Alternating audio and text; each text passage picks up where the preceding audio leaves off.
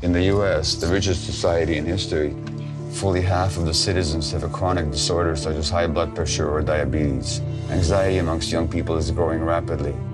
Asthma and autoimmune diseases are on the rise, as are addictions.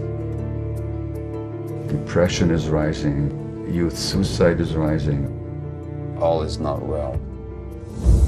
I started heroin at 26. That's what really destroyed me. It just takes the pain away. It's easy to want to escape reality completely instead of coping with it. And so the question is, can we be human beings in the midst of civilization? Because what we call civilization demands the denial of human needs.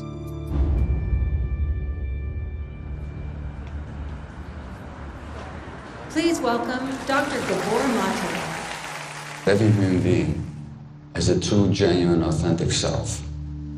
And the trauma is that disconnection from it, and the healing is the reconnection with it. Why do we get disconnected? Because it's too painful to be ourselves. So you sort of a bit like in The Matrix when Neo sees everything's made out of numbers. You look at people and you see all their trauma and damage. That's what I see.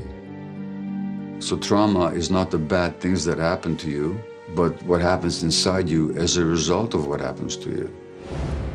What do you want to tell me? What comes up right now? Shame. Thank you. My father, he would spank us and take a belt to us. Who did you speak to about your pain? Nobody.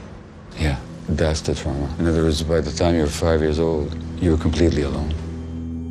People are much more lonely and isolated than they used to be. Literally, it causes inflammation in the body and suppresses the immune system. You've been diagnosed with prostate cancer. Correct. In my view, people that develop cancer have a hard time expressing healthy anger. Hillary Clinton versus Donald Trump, there were two traumatized people fighting to govern a traumatized world. That's exactly what I'm saying. And these are the people that our society rewards with power. Our schools are full of kids with learning difficulties, mental health issues that are trauma-based, but the average teacher never gets a single lecture on trauma. We need trauma-informed medical care, trauma-informed education. If we had a trauma-informed society, we'd have a society that looks much more compassionate.